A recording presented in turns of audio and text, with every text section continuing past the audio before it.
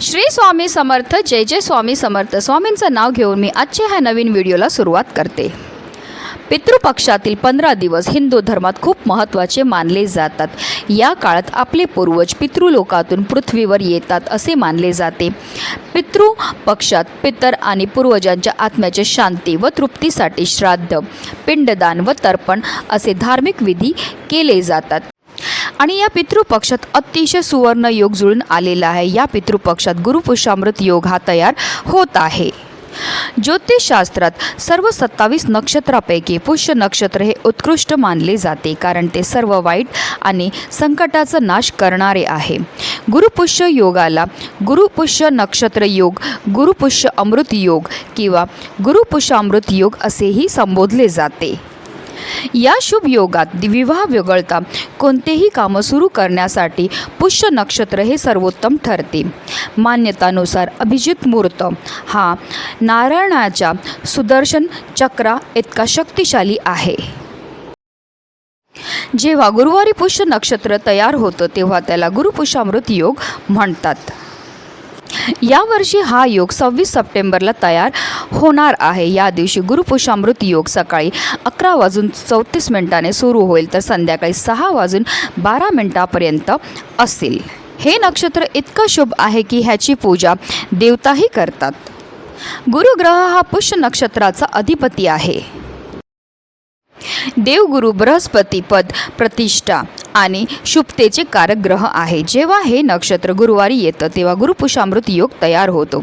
गुरुवारी श्रीहरी विष्णूंबरोबर बृहस्पती देवांची पूजा केली जाते, ज्यांना सुख, वैभव, संपत्ती प्रदान करणारे म्हटले जाते. तसेच या नक्षत्राचे स्वामी शनिदेव आहेत, म्हणून शनिदेव व बृहस्पती या दोन्ही देवांचा या नक्षत्रावर प्रभाव आहे. तसेच या दिवशी माता लक्ष्मीच्या पूजनाला सुद्धा विशेष महत्त्व हे दिलं जातं. या दिवशी आपल्याला पूजा तर करायच्यात, सेवा तर करायच्यात, पण त्याचबरोबर काही विशेष उपायसुद्धा करायचे आहेत. आणि म्हणूनच आपल्याला गुरुपुष्यामृत योगावर आंब्यांच्या पानांचा अतिशय प्रभावी उपाय करायचा आहे. हा उपाय केल्यामुळे एका रात्रीत आपल्या आयुष्याचं सोनं हे होणार आहे. आपली कितीही कठीणातील कठीण इच्छा ही साक्षात श्रीहरी विष्णू आणि माता लक्ष्मी पूर्ण करणार आहेत. अतिशय प्रभावी असा हा उपाय, ज्याबद्दल सविस्तर आणि महत्त्वाची अशी माहिती मी तुम्हाला या व्हिडिओमध्ये देणार आहे. तर व्हिडिओ पूर्ण पहा आणि जर चॅनलवर नवीन असतील तर चॅनलला सबस्क्राईब करा आणि शेजारी बेल आयकॉनसुद्धा प्रेस करा.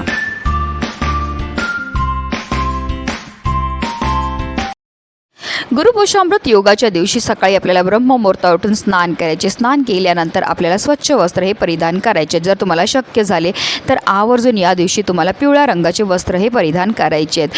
त्यानंतर आपल्याला सर्वप्रथम देवघरामध्ये शुद्ध गाईच्या तुपाचा दिवा हा प्रज्वलित करून घ्यायचा. या दिवशी आपल्याला गणपती बाप्पा, त्याचबरोबर श्रीहरी विष्णू, माता लक्ष्मी तसेच कुबेर, बृहस्पती यांची पूजा आणि प्रार्थनाही करायची आहे. त्यांना प्रिय असणाऱ्या वस्तू अर्पण करायच्या. धूपदीप अगरबत्ती दाखवून आपल्याला पूजाही करून घ्यायची आहे.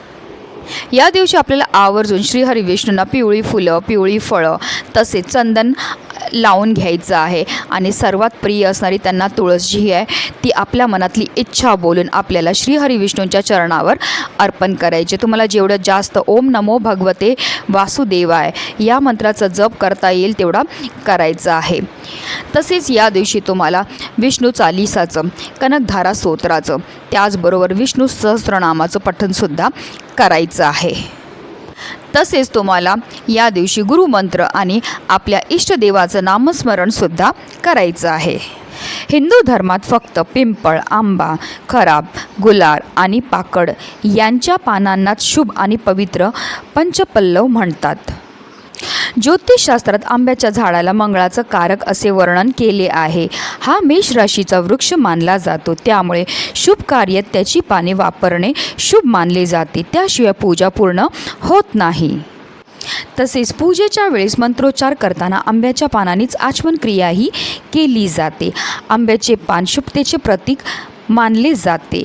म्हणूनच आपल्याला आवर्जून गुरुपुष्यामृत योगाच्या दिवशी आंब्यांच्या पानांचा उपाय हा करायचा आहे. तसेच साक्षात महादेवांनी सुद्धा आंब्यांच्या पानांना वरदान दिलं होतं की ज्या घरामध्ये आंब्यांच्या पानापासून सेवा किंवा उपाय केले जातील त्या घरावर विशेष माता लक्ष्मीची कृपाही होणार आहे. आणि म्हणूनच आपल्याला आंब्यांची 11 पानं आपल्या घरी घेऊन यायची. ही पानं आपण जी घेऊन येणार ती व्यवस्थित पाहून घ्यायची, ती अखंड असावी, कुठे तुटलेली फाटलेली किंवा खराब झालेली नसावी. ही पानं घरी आणल्यानंतर त्या पानांना आपल्याला स्वच्छ धुवून आणि मग पुसून घ्यायचं आहे. त्यानंतर आपल्याला प्रत्येक आंब्याच्या पानावर एक एक हळदीने टिपका हा लावून घ्यायचा आहे. गुरुपुष्यामृत योगाच्या दिवशी हळदीला अनन्यसाधारण असं महत्त्व आहे. हळद लावून टिपका लावल्यामुळे जे आहे आपला गुरुग्रह हा मजबूत होतो. हळद ही श्रीहरी विष्णू आणि माता लक्ष्मीला देखील अतिशय प्रिय आहे आणि जेव्हा आपण हळदीपासून कोणतेही उपाय करतो त्यामुळे आपल्यावर श्रीहरी विष्णू आणि माता लक्ष्मीची भरभरून कृपाही होत असते. गुरुपुष्यामृत योगाच्या दिवशी तुम्ही सोनं नाही खरेदी केलं तरीही चालणार आहे, पण फक्त 10 रुपयाची जरी तुम्ही हळद तुमच्या घरी घेऊन आले तर तुम्ही साक्षात माता लक्ष्मीला तुमच्या घरी घेऊन आल्या एवढं तुम्हाला पुण्य हे प्राप्त होणार आहे.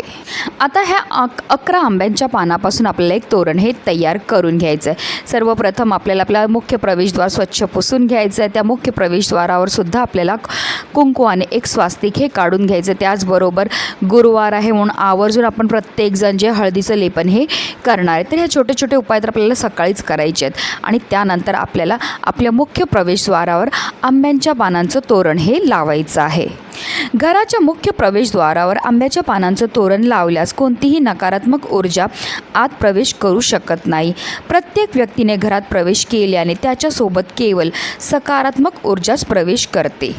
तसेच आंबा हे बजरंगबलीचं सुद्धा आवडतं फळ आणि ज्या घरामध्ये आंबा किंवा आंब्यांच्या पानांपासून कोणताही उपाय हा केला जातो त्या घरावर विशेष बजरंगबलींची कृपाही होत असते आणि त्यांच्या कृपेने आपल्या जीवनामध्ये असणारे जेवढे पण विघ्न आहेत, संकट आहेत, दोष आहेत ते दूर होण्यामध्ये मदतही मिळत असते.